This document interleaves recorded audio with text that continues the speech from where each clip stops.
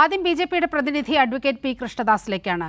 ശ്രീ കൃഷ്ണദാസ്, നിങ്ങൾ നിരന്തരം ഉന്നയിച്ചുകൊണ്ടിരിക്കുന്ന വാദം കേരളത്തിന് ഇനി ഒന്നും ലഭിക്കാനില്ല, എല്ലാം കേന്ദ്രം തന്നുകഴിഞ്ഞു.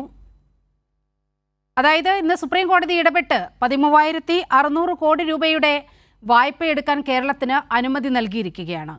യഥാർത്ഥത്തിൽ ഒന്നും തരാനില്ല എങ്കിൽ, അത്തരത്തിൽ അനുമതികൾ ആവശ്യമില്ല എങ്കിൽ സുപ്രീം കോടതിയിൽ നിന്ന് ഇത്തരത്തിലൊരു നീക്കം കേരളത്തിന് അനുകൂലമായി ഉണ്ടാകുമായിരുന്നു. നീലിമ, ഇതിലൊരു പ്രധാനപ്പെട്ട വിഷയമുള്ളത്, നീലിമ സൂചിപ്പിക്കുന്നത് സുപ്രീം കോടതിയുടെ നിർദ്ദേശപ്രകാരം കേരളത്തിന് കടമെടുക്കാനുള്ള പരിധി ഉയർത്തപ്പെട്ടു എന്നുള്ളതാണ്. യഥാർത്ഥത്തിൽ അങ്ങനെയാണോ വസ്തുത എന്നുള്ളത് സുപ്രീം കോടതിയിൽ നടന്നിട്ടുള്ള നടപടിക്രമങ്ങളും കഴിഞ്ഞ തവണ കേസ് കേട്ടതിന് ശേഷം ബഹുമാനപ്പെട്ട സുപ്രീം കോടതിയുടെ നിർദ്ദേശപ്രകാരം കേരളത്തിൻ്റെ പ്രതിനിധികളും കേന്ദ്രത്തിൻ്റെ പ്രതിനിധികളും തമ്മിലുള്ള ചർച്ചയുടെ അടിസ്ഥാനത്തിൽ കേരളത്തിൻ്റെ കേസ് കൊടുത്തിട്ടുള്ള അഭിഭാഷകൻ കോടതിയിൽ അതൊരു ധാരണയിലായി എന്നും അതിൻ്റെ അടിസ്ഥാനത്തിൽ 13,608 കോടി രൂപ കടമെടുക്കാൻ അനുമതി ലഭിച്ചിട്ടുണ്ടെന്നും സൂചിപ്പിക്കുന്ന സാഹചര്യമാണ് സുപ്രീം കോടതിയിൽ ഉണ്ടായതായി ഞാൻ മനസ്സിലാക്കിയിട്ടുള്ളത്. എന്ന് പറഞ്ഞാൽ ഒരു കോടതി ഉത്തരവിൻ്റെ അടിസ്ഥാനത്തിലല്ല ഈ കടമെടുക്കാനുള്ള പരിധി വർദ്ധിപ്പിക്കുന്നതോ ആ പരിധി 13,608 കോടി രൂപ കടമെടുക്കാനുള്ള നിലപാട് കേരളത്തിന് അനുകൂലമായി ഉണ്ടാകുന്നത്. കേന്ദ്ര ഗവൺമെൻറ്റും കേരളവും തമ്മിൽ നടന്നിട്ടുള്ള ചർച്ചയുടെ അടിസ്ഥാനത്തിൽ അങ്ങനെ കടമെടുക്കാൻ വേണ്ടിയിട്ടുള്ള ഒരു നടപടിക്രമം കേരളത്തിന് അനുവദിച്ച് കിട്ടുക എന്നുള്ള പ്രോസസ്സാണ് നടന്നിട്ടുള്ളത്. അതാണ് കേരളത്തിൻ്റെ അഭിഭാഷകൻ സുപ്രീം കോടതിയിൽ സൂചിപ്പിച്ചത്. സുപ്രീം കോടതി അതുമായി ബന്ധപ്പെട്ടുകൊണ്ട് ഏതെങ്കിലും ഒരു ഉത്തരവ് ഇറക്കി. കൃഷ്ണദാസ്, അങ്ങ് പറയുന്നതിൽ ചില വാസ്തവവിരുദ്ധമായ കാര്യങ്ങൾ ഉണ്ടെന്നാണ് മനസ്സിലാക്കുന്നത്. ഈ വിഷയം കോടതിയുടെ പരിഗണനയിൽ വരുന്ന ആദ്യ ദിവസം തന്നെ കേന്ദ്ര സർക്കാർ എടുക്കുന്ന നിലപാട് എന്തായിരുന്നു? കേരളം സുപ്രീം കോടതിയിൽ ഫയൽ ചെയ്തിരിക്കുന്ന സ്യൂട്ട് പിൻവലിച്ചാൽ ഈ 13,600 കോടി രൂപയുടെ കടമെടുക്കാൻ അനുമതി നൽകും. അത് പറ്റില്ല എന്ന സുധീരമായ നിലപാട് കേരളം സുപ്രീം കോടതിയിൽ സ്വീകരിച്ചു. നേരത്തെ പലതരത്തിലുള്ള ചർച്ചകൾ നടന്നു. പ്രധാനമന്ത്രിക്കടക്കം കത്തെഴുതുന്ന സാഹചര്യമുണ്ടായി. നേരിൽ കണ്ടു പറഞ്ഞു. നിയമസഭ 2 തവണ പ്രമേയം പാസാക്കി. എന്നിട്ടും അനങ്ങാപ്പാറ നയം സ്വീകരിച്ചപ്പോൾ ഇത് കേന്ദ്രത്തിന് തിരിച്ചടിയാകും എന്നുള്ള കൃത്യമായ ഉറപ്പിന്റെ അടിസ്ഥാനത്തിലാണ് കേരളവുമായി ഒരു ഒത്തുതീർപ്പിന് തയ്യാറായത്. അങ്ങനെയെങ്കിൽ കേസ് പിൻവലിച്ചാൽ ഈ 13,600 കോടി രൂപ ഉടൻ അനുവദിക്കാമെന്ന് കേന്ദ്ര സർക്കാർ പറയുന്ന സാഹചര്യം അതാണ്. അല്ലാതെ ചർച്ചയുടെ അടിസ്ഥാനത്തിലോ കേരളത്തോടുള്ള പ്രത്യേക സ്നേഹം മുൻനിർത്തിയോ ഒന്നുമല്ല.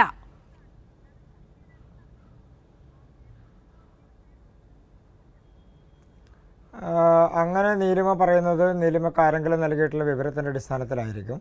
ഞാൻ പറഞ്ഞത് കോടതിയിൽ നടന്നിട്ടുള്ള നടപടിക്രമങ്ങളുടെ അടിസ്ഥാനത്തിലാണ്.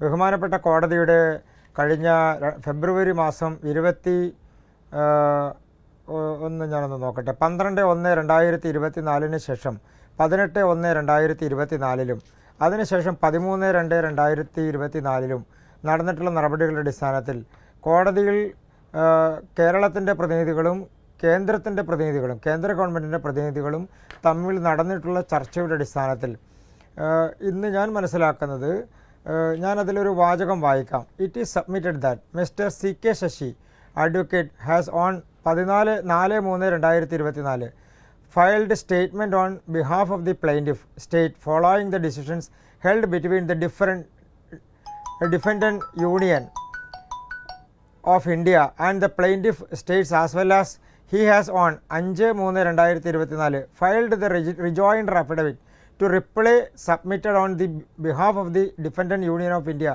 in the application for interim injunction. അതിൽ പറയുന്നത് പ്രകാരമാണെങ്കിൽ അതിൽ ഒരു ധാരണയുടെ അടിസ്ഥാനത്തിൽ അങ്ങനെ പണം കിട്ടാൻ വേണ്ടിയിട്ടുള്ള ഒരു നടപടി ഉണ്ടായി എന്നുള്ളതാണ്.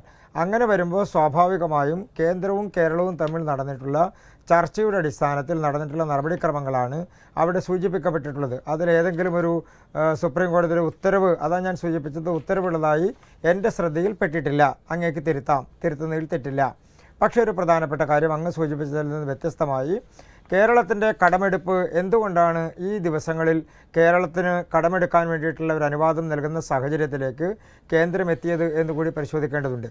ഒരു സംസ്ഥാനം എന്നുള്ള നിലക്ക് കേരളം കഴിഞ്ഞ 24 ദിവസമായി ഓവർ ഡ്രാഫ്റ്റ് നടപടിയിലൂടെയാണ് പോയിക്കൊണ്ടിരിക്കുന്നത് എന്ന് പറഞ്ഞാൽ ഇനി ഒരു 6-7 ദിവസം കൂടി മാത്രമേ കേരളത്തിന് അങ്ങനെ മുന്നോട്ട് പോകാൻ കഴിയൂ. നമ്മുടെ സംസ്ഥാന സർക്കാരിലെ ജീവനക്കാർക്ക് കഴിഞ്ഞ 1-ാം തീയതി കൊടുക്കേണ്ട ഇങ്ങനെ കേരളം ഓവർ ഡ്രാഫ്റ്റിലാകുന്ന ഒരു സാഹചര്യം ആരാണ് വരുത്തിവെച്ചത് എന്നത് വളരെ കൃത്യമായി ഉന്നയിക്കപ്പെട്ടിട്ടുള്ള കാര്യമാണ്. 140 മണ്ഡലങ്ങളിൽ ഉടനീളം മുഖ്യമന്ത്രി നടന്ന് സംസാരിച്ചത് വെറുതെയല്ല. വളരെ കൃത്യമായി കേന്ദ്രം ഈ സംസ്ഥാനത്തോട് കാണിക്കുന്ന അവഗണനയാണ് അദ്ദേഹം ചൂണ്ടിക്കാണിച്ചത്. അല്ല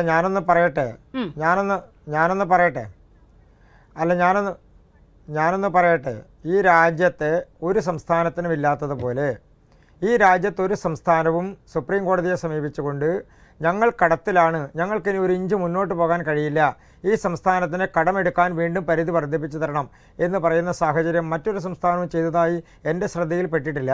പിന്നെ കേരളം എന്ന സംസ്ഥാനത്തിന് അങ്ങനെ പ്രത്യേകമായി കൂടുതലായൊരു അവിടെയാണ് കേരളം വ്യത്യസ്തമാകുന്നത്. ഇത് സുപ്രീം കോടതിയുടെ നിരീക്ഷണമുണ്ട്.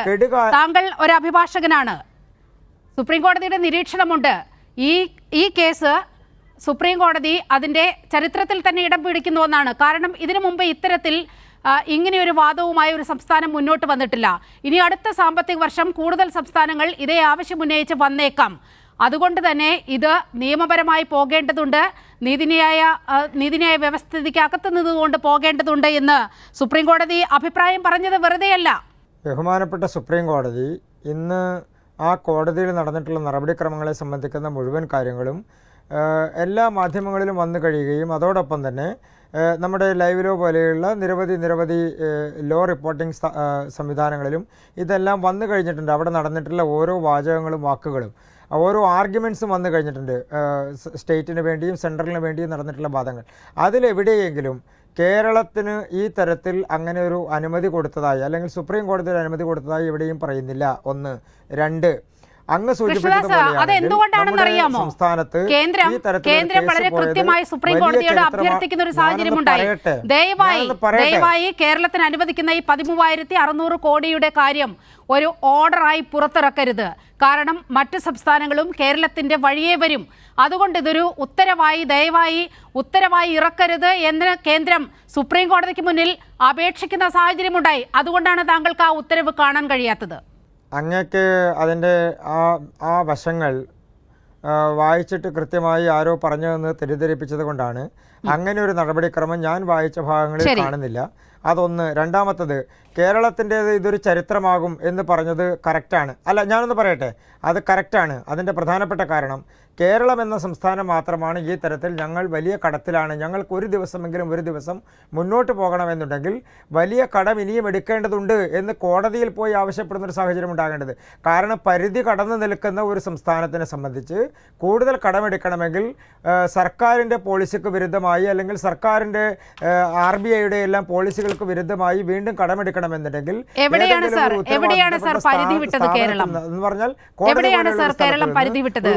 നമുക്ക് രാജ്യത്തിന്റെ GDPയുടെ 6.4% തുക കേന്ദ്ര സർക്കാർ കടമെടുക്കുന്നുണ്ട്. ഞാനൊരു കണക്കാണ് പറയുന്നത്.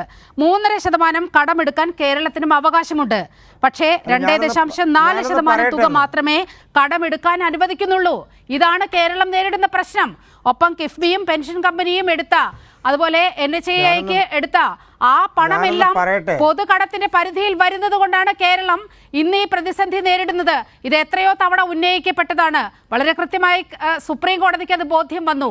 അതുകൊണ്ടാണ് വളരെ സജീവമായി സുപ്രീം കോടതി ഇക്കാര്യത്തിൽ ഇടപെട്ടത്.